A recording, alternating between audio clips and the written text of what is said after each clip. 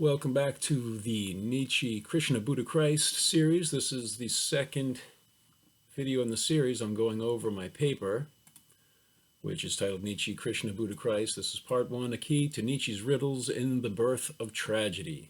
Heracles equals Krishna, Dionysus equals Shiva. So in the first video, I went over the whole major theory that Nietzsche, born and raised a Christian, trained to be a Lutheran pastor, he gave up his faith in God and Christ at age 20.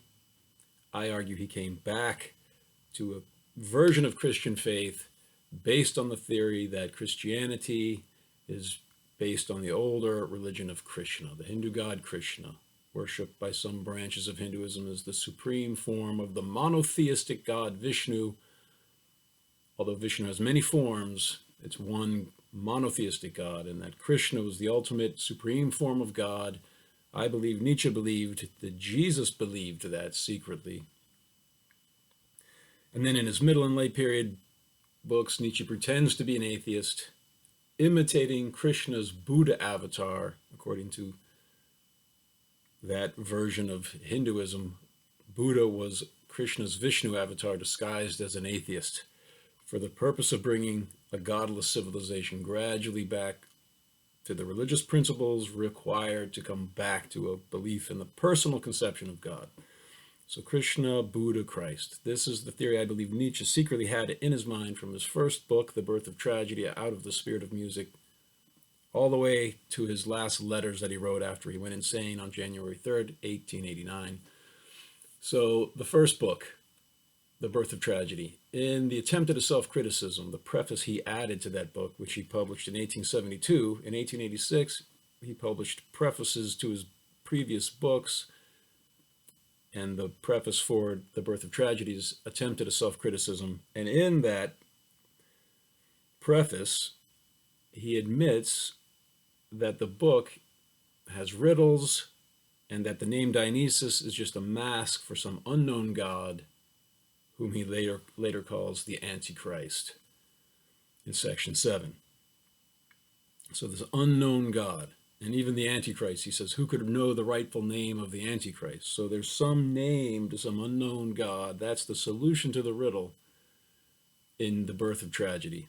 And I'm arguing that the solution to those riddles is that Nietzsche was copying the Alexandrian era Greeks living in India, who equated the Indian gods with their own Greek gods. And in particular, they equated Krishna with their god Heracles, whom the Romans called Hercules, and they equated the god Shiva with Dionysus.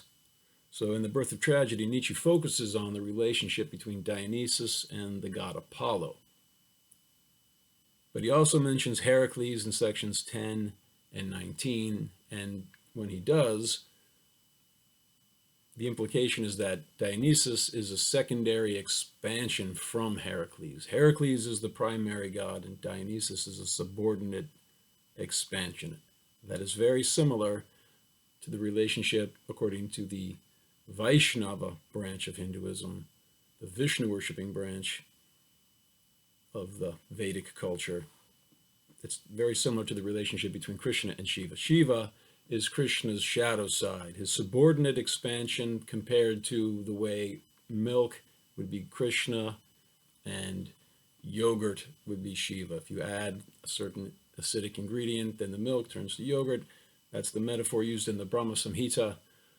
But Shiva presides over Krishna's dream, the megaverse of universes, the material world, exhaling and inhaling from Krishna's Mahavishnu expansion. Shiva and his wife Maya preside over that dream of Vishnu, over the subconscious mind of God. And as I mentioned in the previous video, in section 1, Nietzsche equates Apollo with the veil of Maya. Maya is the goddess of illusion, it's Shiva's wife. And in this video, I'll talk about that. I'll focus in on that relationship, that the Dionysus-Apollo relationship, which is the central theme of the book, is a mask for the relationship between Shiva and Maya. And if that can be established, then it makes a lot more sense to say that Heracles equals Krishna. And again, the solution to the riddle is that Nietzsche was imitating the Alexandrian era Greeks who lived in India. They followed Alexander the Great into India, and they started equating the Indian and the Greek gods. And Nietzsche would have learned that from the Sanskrit, the German Sanskrit philologist Christian Lassen.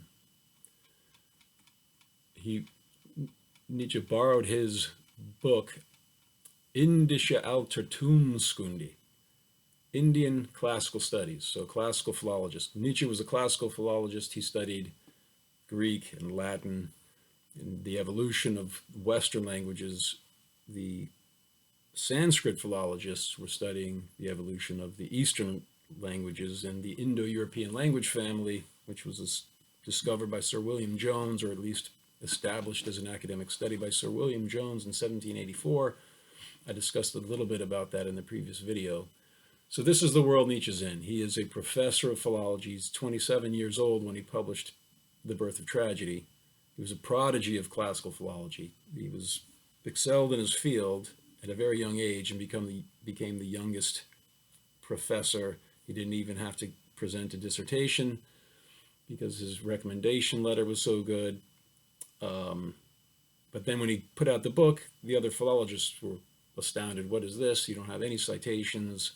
This is some kind of a fantastical, inspired madness. But I'm saying it is a philological book, and what he was doing is, in an artistic way, reenacting what the Alexandrian era Greeks did. And so when he's analyzing the tragic Greek culture and analyzing the relationships mythologically between Heracles and Dionysus and Apollo, and he also mentions Prometheus, that is a mask for his analysis of the Vedanta philosophy of India, which he learned about from Ralph Waldo Emerson and Schopenhauer, and also, I'm saying, from Christian Lassen.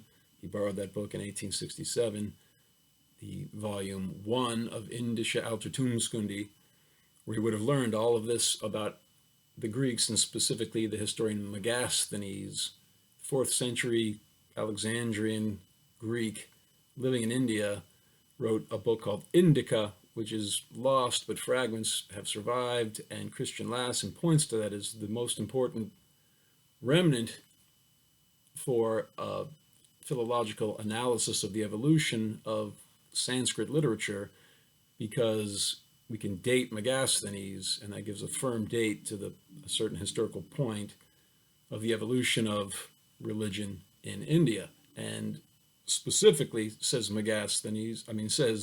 Christian Lassen, he believed that the Brahmins of the 5th century BCE inflated the older myth of Krishna, who's mentioned in the Mahabharata. But he says originally the Mahabharata only had Krishna as a minor character, a friend of the Pandavas, the sons of Pandu. Then, he says, in response to Buddhism, to counteract the spread of Buddhism, the Brahmins in the 5th century BCE inflated the Krishna myth they made Krishna the supreme form of Vishnu. There was a popular movement that started to revere Krishna, Christian Lassen's theory, and he's copying Eugene Burnouf, the French Sanskrit philologist. He's saying, to react against Buddhism, they took this popular idea of Krishna and made him the supreme god, the supreme form of Vishnu, and then they inserted the Bhagavad Gita, the most famous piece of Hindu philosophy, into the Mahabharata at that point, and that it worked. It effectively stopped the spread of Buddhism. So that's an important point. I'm saying both of these theories that Christian Lassen presents in volumes 1 and 2 of Indische Altertumskunde, that's the solution to the riddle of the birth of tragedy. Nietzsche's he's calling for a rebirth of the tragic culture of ancient Greece as a way to save European culture from degeneration in the post-Christian era. He doesn't mention Christianity much in The Birth of Tragedy. He goes on to attack Christianity and call his God the Antichrist, in his later books, when I touched my chin because I'm like, yeah, he called his God the Antichrist. He claims to be an atheist, but all the while he claims to worship Dionysus. So there's a lot of complexities in Nietzsche's books, which is why I was a little intimidated to start this whole series. But focusing on the birth of tragedy, what I argue is that Nietzsche is actually behind the call for a rebirth of tragedy. He's calling for not a rebirth, but an acceptance of the Vedanta philosophy of Krishna and the musical worship of Krishna, specifically congregational dancing and singing in the streets. And I pointed out in the first video that the Hare Krishna movement, which His Divine Grace A.C. Bhakti Vedanta Swami Prabhupada brought to the United States of America, the Hare Krishna movement is what Nietzsche's describing in The Birth of Tragedy. That's what he's calling for to save Europe from what he calls in section 7 of The Birth of Tragedy, a Buddhistic negation of the will. This is what he said tragic culture saved the ancient Greeks from, a Buddhistic negation of the will. And I'm saying he got that idea of saving people from a Buddhistic negation of the will from Christian Lassen, who said that the Brahmins promoted the worship of Krishna to save people from the very same thing. So those two parts of the theory of Christian Lassen, I'm saying that is, in a nutshell, the solution to Nietzsche's riddles in The Birth of Tragedy. So now I'm going to, this is page 12 of, actually I'm going to go to page 10 because I'll just quote one sentence from Christian Lassen. So in 1852, Christian Lassen, a prominent German Sanskrit philologist, published the second volume of his 4-volume opus Indische Altertumskunde, Indian Classical Studies, in which he summarizes what I argue is the solution to Nietzsche's philological riddle in The Birth of Tragedy. Quote, according to the testimony of Megasthenes, the Indian Dionysus or Shiva was worshipped by the mountain dwellers. The Indian Heracles or Krishna, on the other hand, was worshipped mainly by the inhabitants of the plains. All right, so that's just to get at least one quote on there. Now, skipping down to page 12, I'll say, restating my theory more precisely in The Birth of Tragedy out of the spirit of music, Nietzsche analyzes the history of Greek tragic theater, mainly the 5th century BCE plays by Aeschylus, Sophocles, and Euripides, from a philosophical perspective rooted in Arthur Schopenhauer's The World as Will and Representation, in which Schopenhauer combines Shankara's 8th century Common Era atheistic monistic interpretation of the Vedanta philosophy of India with Immanuel Kant's 18th century German philosophy. So that's a mouthful. Shankara in the 8th century Common Era interpreted the Hindu texts, the Vedic texts, the philosophical texts, such as the Bhagavad Gita, through a monistic, Buddhistic worldview. He claimed that the idea of an eternal individual soul and the idea of an eternal personal God are actually temporary illusions that should be merged back into the impersonal Brahman. And that's what Schopenhauer called the will. So the world as will and representation. The world as will is Brahman, the impersonal absolute ground of being. And representation is Maya, how the will is represented to the human mind. And that's what Nietzsche equates with Apollo. So then continuing here, I say, I argue that while overtly contrasting and tracing the traffic between the Alexandrian culture of Greece and Indian Brahmanic culture, which is he mentions in section 18 of The Birth of Tragedy, Nietzsche covertly applies Megasthenes' Alexandrian era equations of Greek and Indian Brahmanic deities, according to which Dionysus is a mask for Shiva, Heracles is a mask for Krishna, who is the supreme Vishnu and the source of the entire cosmos. All right, so now what I'm going to do here is just read a summary of the sections of this paper about The Birth of Tragedy that I will then discuss in subsequent videos. So this is page 13. I will divide the rest of this paper into the following 8 sections. In the first section, I will demonstrate how Nietzsche openly equates Dionysus' brother Apollo with the veil of Maya. and further describes the synthesis of the Apollonian and Dionysian forces of nature as a conjugal union resulting in the birth of tragedy.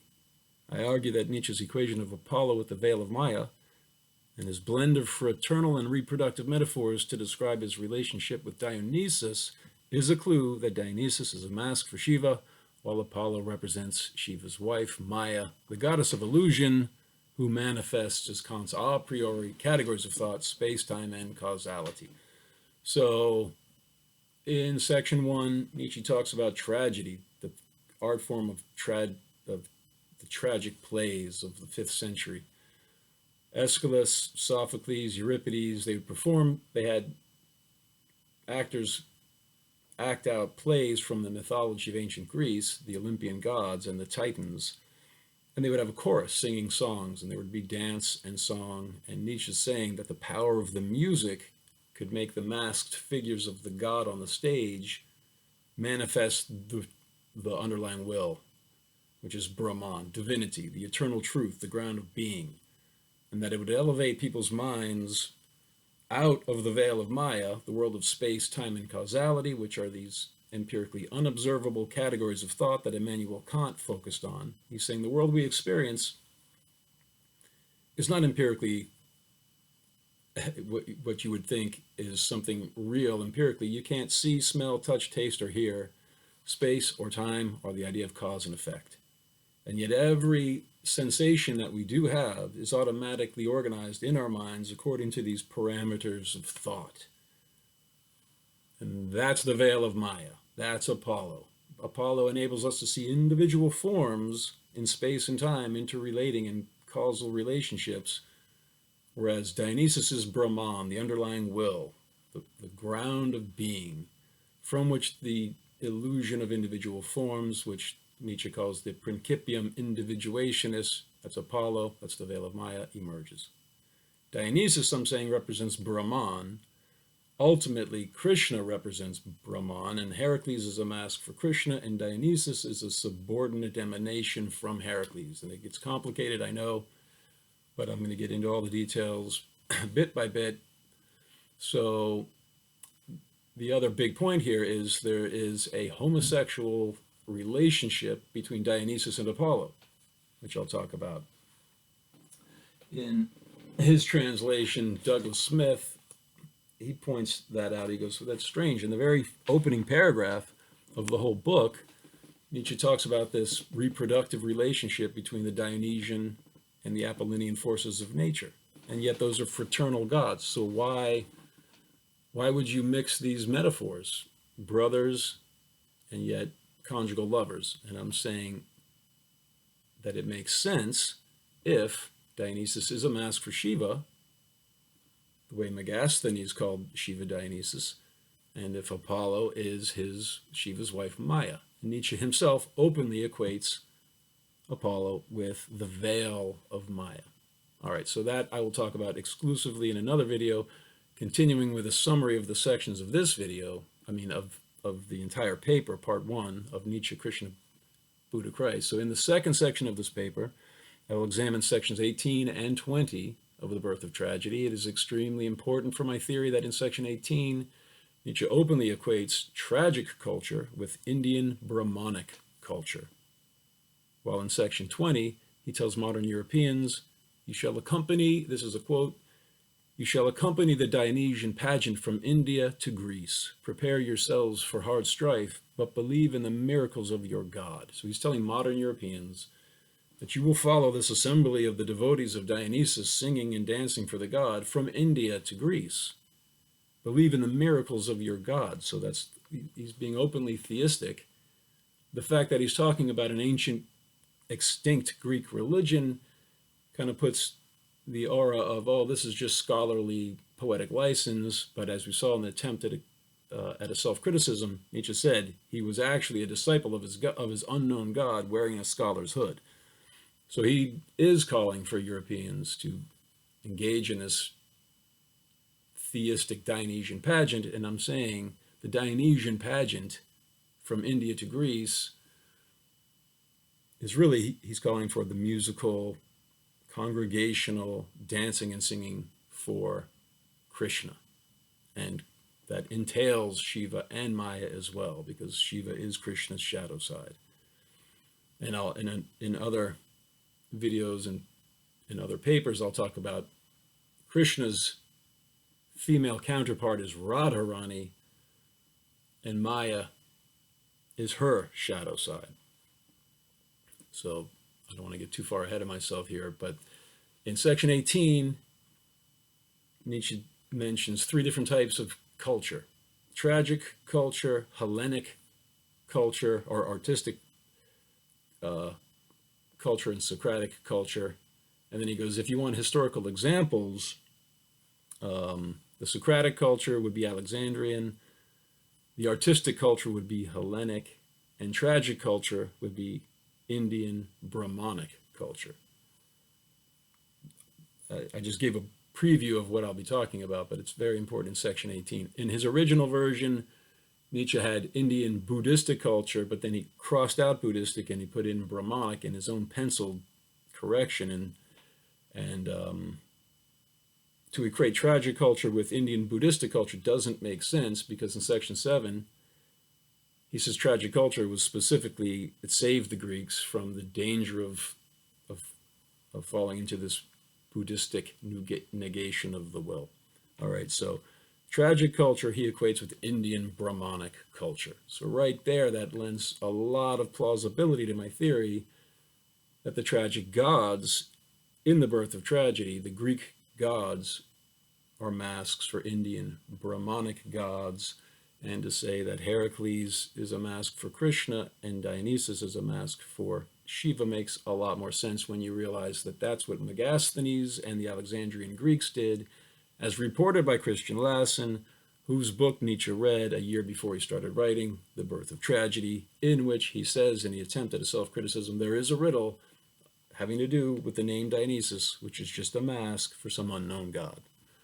Okay, so then in the third section of this paper, to establish precedent for my theory, I examined several passages from the Masks of God, where Joseph Campbell applies his own equations of Indian deities with Dionysus and Apollo in The Birth of Tragedy. So in the Masks of God, Joseph Campbell, it was from him that I first learned about Megasthenes equating Heracles with Krishna and Dionysus with Shiva. And then I went looking and found the actual German Sanskrit philologists whom Nietzsche could have read and did actually read, who have the same theory.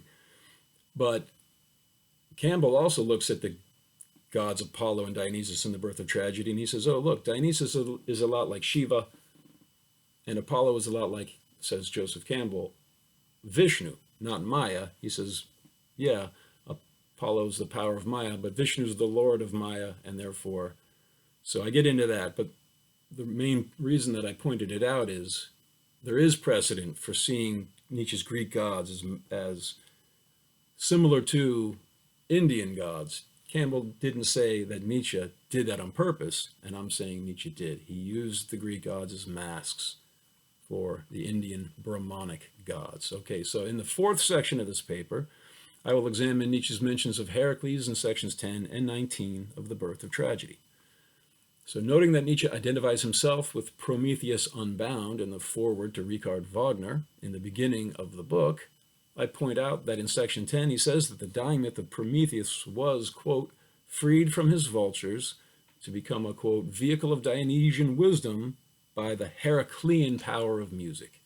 So the Heraclean power of music gave the myth of Prometheus, which was falling into ill use, a second life in the 5th century when it was presented on the stage with music in the tragic plays. It then became a vehicle of Dionysian wisdom, and it was given that power by the Heraclean power of music. So the Heraclean power of music gave Dionysian wisdom. It's as if Dionysian wisdom comes from Heracles. Later in section 10, he talks about Euripides under the influence of Socrates' rationalism gave us a perverted form of tragic culture, like the ape of Heracles, which was a pejorative term in ancient Greece for an arrogant man, the ape of Heracles. Well, if a fake form of tragic plays are the ape of Heracles, then true tragedy is Heracles, again linking Dionysian tragedies with Heracles. Then in section 19, here's what Nietzsche says: what hopes must revive in us when the most certain auspices guarantee the reverse process, the gradual awakening of the Dionysian spirit in our modern world? It is impossible that the divine strength of Heracles should languish forever in ample bondage to Omphale. All right, so the Dionysian spirit was overcome by the Alexandrian culture based on Socrates' rationalism. And now we want a reverse process, says Nietzsche. We want the tragic Dionysian culture to overcome the Socratic Alexandrian culture. Then he says, and remember, he equates Dionysian tragic culture historically with Indian Brahmanic culture. But the point for right now is that it is impossible that the divine strength of Heracles should languish forever in ample bondage to Omphale. Why does the awakening of the Dionysian spirit in our modern world depend on the divine strength of Heracles? Again, the point is Dionysian wisdom, the Dionysian spirit, Dionysus is an emanation from the more primary and fundamental Heracles, just as Shiva is an emanation from the more fundamental Krishna. So then in the fifth section, I'm going to look at a letter that Nietzsche wrote rebuking all of the scholars who attacked him for the birth of tragedy. And I'm going to point out some clues he pointed relating it back to this idea of ample bondage to Omphale. He calls them castrate, who are better suited for sitting at the loom of textual reconstruction. So Heracles had to sit at the loom of Omphale, the widowed queen of Lydia, dressed as a woman. I'm going to get into that. In the sixth section, I'm going to talk about how the fact in section 9, Nietzsche includes the final fragment of Goethe's poem Prometheus in The Birth of Tragedy. He's talking about the myth of Prometheus. And what I point out is that Schopenhauer quoted that same exact final section of that poem, Prometheus, in volume 1 of The World as Will and Representation. And he preceded that quote with a quote from Krishna in the Bhagavad Gita, convincing Arjuna to fight because souls don't die, so don't worry about that. That's all an illusion. And Nietzsche, according to Thomas Brobger, a Nietzsche scholar, put a mark next to his copy of that quote from Krishna in his copy of The World as Will and Representation. So when Nietzsche quoted the same fragment of the Prometheus poem there, and he's calling Prometheus the archetypal Aryan god, I'm saying he wanted his fellow Schopenhauer enthusiasts to realize, oh, look, that's what Schopenhauer did too. And he compared that exact same fragment to Krishna's wisdom in the Bhagavad Gita. Okay, then I say in section 7, I'm going to examine section 7 of The Birth of Tragedy, where Nietzsche says the tragic chorus saved the 5th century BCE Greeks from, quote, the danger of longing for a Buddhistic negation of the will.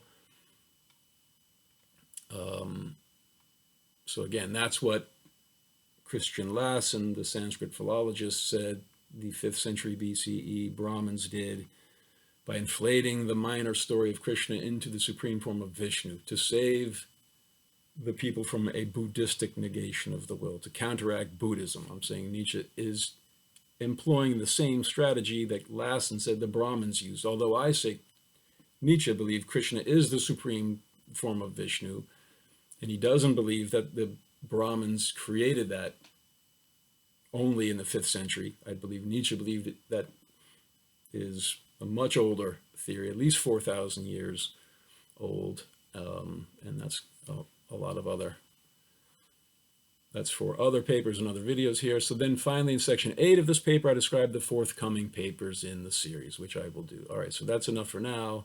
In the next video, I will start to follow out that outline that I laid out there and talk about how Nietzsche equates Apollo with the veil of Maya and the relationship between Dionysus and Apollo with this reproductive relationship. So the brother gods having a reproductive relationship, Apollo being called the veil of Maya, those are strong clues that Dionysus is a mask for Shiva. And that is what we'll talk about next time.